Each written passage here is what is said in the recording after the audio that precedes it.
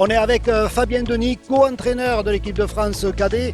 Alors, d'habitude, on le passe sur le grill pour ses performances avec Albi Rugby League. Cette fois, on va se focaliser sur cette équipe de France cadet qui a gagné à 2 reprises l'équipe d'Angleterre. Alors, Fabien, merci de répondre à ces quelques questions. On va commencer par la question qui fâche. Quel était le véritable niveau de cette équipe d'Angleterre? Bonsoir à tous. Le niveau, ben, Alors, d'habitude, on reçoit l'académie et apparemment, ils ont un petit. Ce que j'ai entendu dire, mais bon, je ne suis pas sûr à 100%, qu'ils ont un petit peu comme nous, hein, le Covid, un petit peu problème financier. Et comme là-bas, l'académie c'est professionnelle, il faut qu'ils financent, bien sûr, ça professionnel, ce qui n'est pas du tout le cas en France. Donc, ils ont vu là la community et qui a un niveau juste en dessous. Mais attention, on a eu des U18 qui sont venus jouer contre nous, que nous sommes des U17. Donc voilà, c'est-à-dire c'est nous des cadets, eux des juniors. Et ces garçons-là, ils ont comme de la qualité et ils sont pas loin des portes de jouer en professionnel ou rentrer en académie ou voir même ce qu'on a vu là, qu'on a rencontré. Je serais pas étonné de voir certains Anglais jouer en Super League d'ici quelques années. Donc c'est quand même un très bon niveau.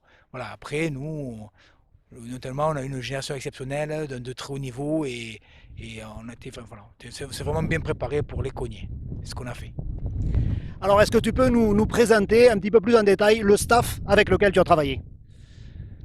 Ben, le staff il est composé de Florent Tost, qui est le manager de l'équipe et qui a double casquette parce qu'il est manager et en même temps préparateur physique. Après, il y a Patrick Lemongier, qu'on connaît très bien, qui a entraîné l'Escure 13 et qui a fait une finale contre Alpi à Nice, qui est le head coach. Et après, il y a Pierre Blasi et moi-même, que nous sommes ses assistants. Et cette année, on a eu une personne de plus, qui est Valentin Blasi, qui est en train de passer un BBJEP de préparateur physique, qui était là un stage auquel Florentos était son tuteur pour passer l'examen. Donc voilà de quoi est composé le staff. Alors, tu parlais de génération exceptionnelle. Quelle est la suite justement pour cette belle équipe de France? Ben, la suite, ce sont des garçons qui vont monter la plupart en junior et il faut savoir qu'en junior, il y a quand même une Coupe d'Europe qui existe, qui n'a pas nous en cadet. Ce sont des joueurs auxquels Laurent Fressinous, l'entraîneur, sélectionneur, entraîneur de l'équipe française, est venu à jeter parce qu'il, dans sa tête, il prépare aussi la Coupe du Monde qui a lieu en France en 2025. Donc voilà, donc c'est des garçons que je pense qu'il faut suivre et qui peuvent être suivis par le Club France et en espérant que ces garçons intègrent un jour un club professionnel pour qu'ils progressent et faire les beaux jours d'équipe de France. Alors, on sait très bien qu'en sport collectif, on n'aime pas parler d'un joueur en particulier, mais j'ai envie quand même de poser la question, est-ce qu'il y a un, deux, trois joueurs à suivre en particulier? Ah, je peux pas citer de nom parce que c'est un peu compliqué, mais ouais, il y a quelques, je pense, moi, il y a deux, trois joueurs où je serais pas du tout surpris que ces garçons intègrent un club pro, soit en Championship ou en Super League, parce que voilà, c'est quand même des garçons très intéressants. Et moi, je serais pas surpris sur deux, trois joueurs. Je crois que je mettrais bien une place, bien une pièce sur deux, trois joueurs. Un petit peu comme dans le cas du passé, bien sûr, entre staff, on en parle. Et on prend le cas d'Acosta, de Lucas Albert, de Belmas. C'est des garçons qu'on sentait que s'ils jouaient en Super League, on ne serait pas étonné, quoi. Et c'est le cas. Et je pense que ce garçon-là, deux, trois garçons quand même intéressants, même si on peut les récupérer à l'arbitrage, ça serait très très bien. Alors, tu parlais de la future Coupe d'Europe des juniors, l'équipe de France qui est drivée par Eric Anselme. Est-ce qu'il y a un travail en commun avec justement le staff des juniors et vous? Alors, il y a toutes les équipes de France, si tu veux, il y a comment on appelle ça, un référentiel commun, voilà, qui met en place par tous les staffs. Et après, on travaille sur la même ligne pour que quand le joueur monte de catégorie, ne soit pas surpris des choses. Donc, voilà, on a une ligne conduite qui part de France A jusqu'à France Cadet. Bien sûr, on adapte par rapport à la catégorie. On peut demander des choses à des garçons de 16 ans et un adulte de 25-26 ans. Donc, voilà. Mais voilà, ces garçons, on a un référentiel commun et on travaille là-dedans. Et on a même fait un stage en commun qui a eu lieu 11, 12 et 13 juillet ensemble, qu'on a fait une opposition. Et même Eric est intéressé sur des garçons U17 qui voulaient prendre aussi en U19 pour la Coupe d'Europe. Voilà, donc voilà, tout est ouvert, quoi. Mais après, bien sûr, entre staff, il y a des échanges entre staff qui fait que ça permet de progresser bien sûr, de gagner chaque fois contre l'Angleterre. Alors dans ce groupe France Cadet, il y a forcément des points forts, des points faibles. Est-ce que tu peux rentrer un petit peu dans le détail? Qu'est-ce qu'il faudrait encore travailler plus pour être encore meilleur?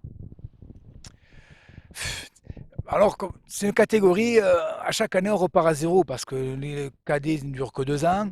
On a des KD1 chaque fois dans le groupe, mais bon, elle est composée pratiquement de 2 tiers de KD2, donc chaque fois, on repart toujours à zéro.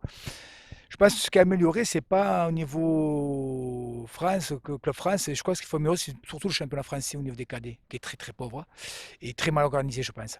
Ça, c'est mon avis. Moi, je pense qu'il faut qu'on cesse de jouer à 9. Voilà, c'est pas du. On joue à 13, il faut qu'on joue à 13 contre 13.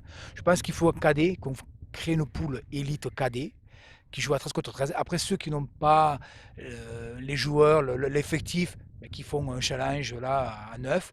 Mais il faut que le championnat de cette catégorie-là, il faut qu'il trouve une solution pour qu'il augmente le niveau. Parce que là, on s'en sort parce que voilà, il y a des pôles, donc il y a des joueurs qui sont au pôle qu'on arrive à récupérer. Mais je pense qu'on peut passer à côté de quelques joueurs parce que ce championnat-là, il faut l'améliorer et très rapidement. Allez, on va parler un petit peu de toi. Je sais que tu n'aimes pas trop, mais bon, ça fait quelques saisons maintenant que tu côtoies le haut niveau. Quelle est ton ambition personnelle? Ah, mon ambition personnelle, ouais, bien sûr, enfin, comme tout joueur il veut jouer en Super League. Bien sûr, moi comme entraîneur, j'aimerais entraîner en Super League ou rentrer dans un stade de Super League ou voir de Championship. C'est sûr que c'est le rêve de tout, quoi. Voilà, moi quand j'étais joueur, j'étais compétiteur.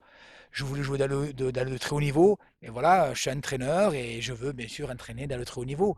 Et si j'ai la chance un jour d'avoir un contrat pro pour entrer dans un staff professionnel en Championship ou en Super League, bien sûr, j'ai foncé, quoi. C'est le rêve de tout coach, comme rêve de tout joueur de jouer d'être au niveau.